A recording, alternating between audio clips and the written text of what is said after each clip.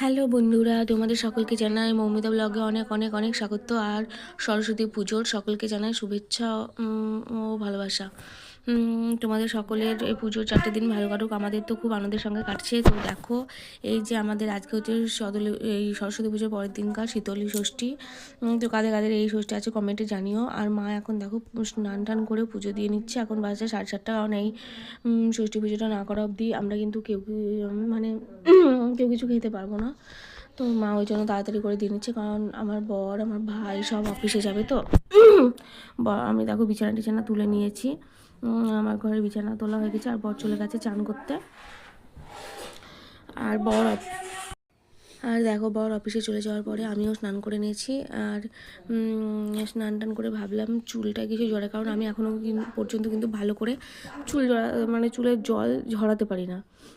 তো এটাই আমার মনে হয় শর্টকাট পদ্ধতি। আর তারপরেই বসে গেছি কলাই সিদ্ধ নিয়ে। ঠাকুরের কাজ যেটা প্রসাদ সেটা মুখে দেওয়ার পরে এই কলাই সিদ্ধটা তো পুজো করা, কিন্তু এই কলাই সিদ্ধটা খেয়েছি। আর কলাই সিদ্ধ খেতে আমার বেশ ভালোই লাগে কাঁচা লঙ্কা দিয়ে। তো আমার ভাইয়ের বউ বলছে যে বেশি কাঁচা লঙ্কা খেও না, কারণ 3-4 বার খেয়েছি সারাদিনে কলাই সিদ্ধ, আর প্রত্যেকবার 2-3টে করে কাঁচা লঙ্কা খেয়েছি, তাহলে বুঝতে পারছো কতগুলো খেয়েছি। তো যাই হোক, খাওয়া দাওয়া করে নিই। আর মেয়ে উঠে পড়েছে আজকে। দেখছোই তো বাইরের বিছানাও পরিষ্কার করা। আর বর অফিসে যাওয়ার সময় কলাই সিদ্ধ খেয়ে যেতে পারেনি, ও লেট হয়ে গেছিলো, তো ওকে কলাই সিদ্ধ প্যাকিং করে দিয়েছি। আর বলেছি দুপুরে বাইরে গরম ভাত খেয়ে নিও, বাড়িতে তো ভিজা ভাত, কিছু করার নাই, আমাদের আজকে বাড়িতে আখাই জ্বলবে না, সে যেই আসুক যাই হোক ঠান্ডা ঠান্ডায় খেতে হবে। আর এই যে সোনু বুড়ি, আমার কাকা 2 নাতনি জমক, ওটা হচ্ছে সোনু, আর একজন আছে তানু। তো আমার মেয়ে এখন খাচ্ছে কচুরি, আর এসে দিদিভাইয়ের সঙ্গে এক টুকরো খেয়ে চলে গেল।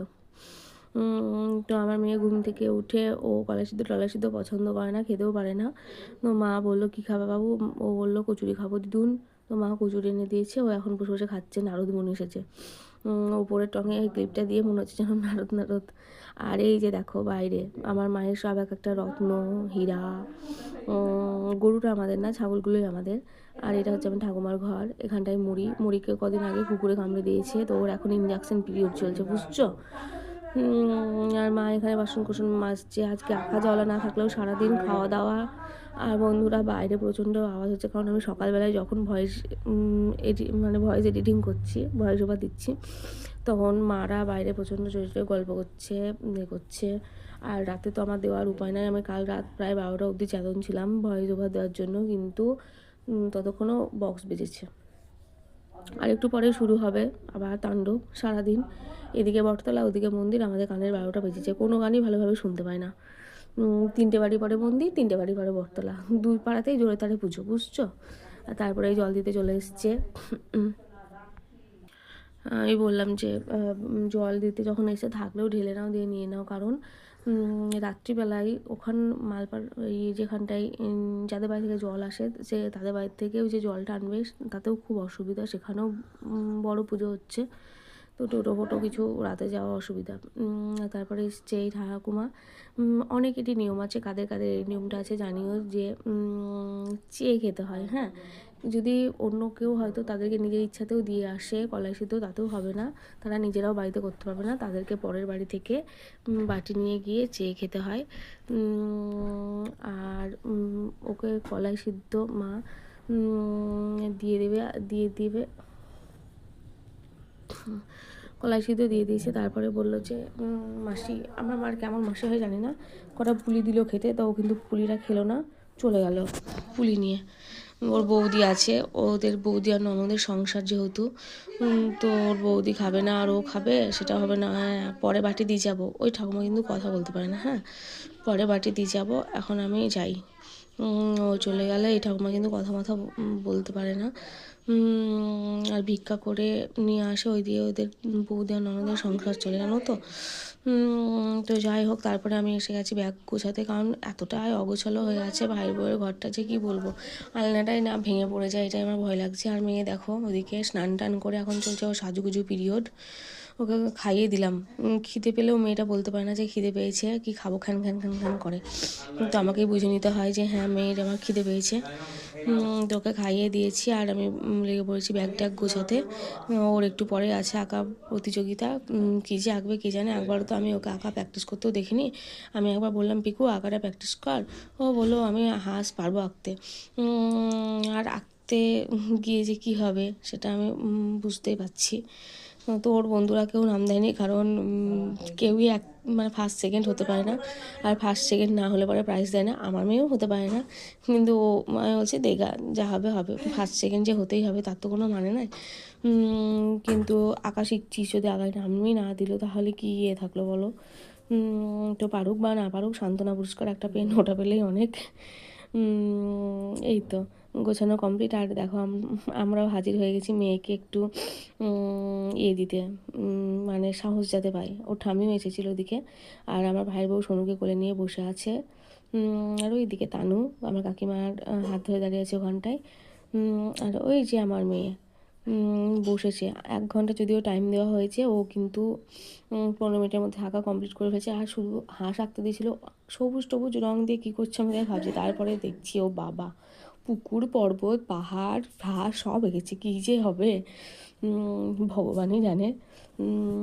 আর কিন্তু যাই আঁকুক আমার তো ভালো লাগছে। আমি মা, আমার মেয়ে যাই আঁকবে সেটাই আমার ভালো লাগবে। এবার যারা বিচারক তাদের কেমন লাগবে। আর আঁকা শেষে কিন্তু ওদেরকে দিয়েছিল একটা করে কেক আর একটা করে পেন। তারপরে মেয়ে আর আসেনি, ওর বান্ধবীদেরকে পেয়েছে, আমাকে ঝোলা হাতে ধরে দিয়েছে, আমি ঝোলা নিয়ে চলে এসেছি। আর ও চলে গেছে বান্ধবীদের সঙ্গে খেলা করতে। আর এই যে আমার ভাই এসে গেছে দুপুরে ভিজা ভাত খেতে। আর ভিজা ভাত, ও বলছে চানাচুরি পেঁয়াজ কুচি খাওয়া যাবে না, চানাচুরি পেঁয়াজ কুচি খাওয়া যাবে না। মা বলছে না এই দিয়ে খেতে হবে। তো কালকেরা চচ্চড়ি, ডাল, রসা, চাটনি, আলু ভাজা, শিম ভাজা এইসব ছিল। ভিজা ভাতটা খেতে বেশ ভালোই লাগলো, আমার তো ভালো লেগেছে, বেশ তৃপ্তি করেই খেয়েছি। আর এই যে এখন হচ্ছে বিকালবেলা, আমার মেয়ে সাজুগুজু কমপ্লিট, ও এখন ঠাকুর দেখতে বেরোবে। আর এই সোনু বুড়ি ওকে ছাড়বে না, দিদিভাইয়ের সঙ্গে যাবে ও ঠাকুর দেখতে। আর ঠাকুমা ওখানটায় বসে আছে। ঠাকুমা তো হাঁটা চলা বারবার অনেক ঘুরে ঘুরে ঠাকুর দেখতে পায় না, তো ওইখানটাতেই বসে বসে রাস্তার লোকজন দেখে। আর মা গিয়েছিল রেশনে লিঙ্ক করতে, তো রেশন আজকে দেবে না, লিঙ্ক করা থাকলো, কালকে সকালে বাবা গিয়ে রেশন নিয়ে আসবে। এই তো। আর দেখো গেল একা, কিন্তু দিদি বুনুকে নিয়ে চলে এসছে, কারণ আমার ননদ চলে এসছে, ওটা হচ্ছে আমার ননদের মেয়ে। 2 বুনুতে ঠাকুর দেখে চাউমিন খেতে খেতে চলে আসছে। আমি বলছি এই চাউমিন খাস না, ভালো না, কেকার কথা শোনে না, গরম ভেজে দিল, এক্ষুনি করে দিল, তাই বলছে। এটা খেয়েও আবার আরেকবারও খেয়েছে। তো এই তো আর সামনে সেই জাম্পিং ওইগুলো বসছে, ও বলছে মা আবার চাপবা, বলছি না কাল একজনের হাত ভেঙে গেছে, চাপতে হয় না। আমি জোর করে আটকাতে পারলেও রাতে কিন্তু ঠাম্মির সাথে চেপেছিল। আর এই যে এই ড্রেস চেঞ্জ করে এই গেঞ্জি আর প্যান্টটা পুড়িয়ে দিলাম মেয়েকে, কিন্তু ওর তো পছন্দ না। ও সবসময় ঘের অনেক ঘুরবে এরকম জামা পছন্দ, এইরকম প্যান্ট শার্ট এরকম টাইপের জামা ওর কোনো দিনই পছন্দ না। আর তারপরে মেয়ে যে শাড়ি টাড়ি পরেছিল সেগুলো ভাইয়ের বউ এখন গোছগাছ করে রাখছে। আবার কালকে লাগবে, আবার মেয়ে নাচ করবে কালকে। আজকে নাচ করার কথা ছিল কিন্তু আজ হলো না। আর তারপরে এখন আমরা চলে এসেছি মন্দিরের কাছে, খিচুড়ি খাওয়া হয়ে গেছে দুজনে, তারপরে ফুচকাও খেয়ে নিয়েছি। আমি শুধু ফুচকা খেয়েছি দেখো বন্ধুরা, আর ওরা খাচ্ছে এগরোল। আমার যেহেতু ষষ্ঠী পুজো আমি কিছুই খেতে পারবো না। কালকেও ওরা খেয়েছে ডিম ঘুগনি, আমি খেতে পারিনি, কারণ কালকে ছিল সোমবার। আমি তো আমার জন্য বর আনতেও যাচ্ছিলো, কিন্তু তারপরে মেয়ের মনে পড়ে মা তোমার সোমবার, সেই তো সোমবার খাবো না।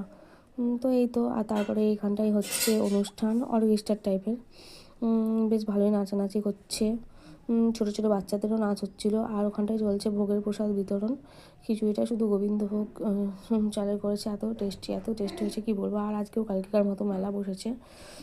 তো আজকে একটা ভালো দিক হয়েছে যে আমার মেয়ে মেলার কাছে যায়নি, কিছু নেবও বলেনি, কারণ ও বুঝে গেছে মেলার কাছে যা আছে সবই ছোটো বাচ্চাদের, ওদের নেওয়ার মতো কিছুই নেই। তারপরে আমি আমার বরকে বলছি আর থাকতে পারছি না, বাড়ি যাব। তো বর আমাকে নিয়ে বাড়ি চলে এসছে। ভাইয়ের বউ থাকলো মায়ের কাছে, মাকে পাঠিয়ে দিলাম, মা বাড়িতে ছিল। আর এসে আমি বসে গেছি আবার কলাই সিদ্ধ মুড়ি নিয়ে, কারণ কী খাবো বলো, কলাই সিদ্ধ মুড়ি খাচ্ছি। এই তো আজকের মতো ভিডিওটা এই পর্যন্তই। সকলে ভালো থেকো বন্ধুরা, খাওয়া দাওয়া করে এবার শুয়ে পড়বো, আর তো কিছুই করার নাই। টাটা, আবার দেখা হবে নতুন একটা ব্লগের সাথে।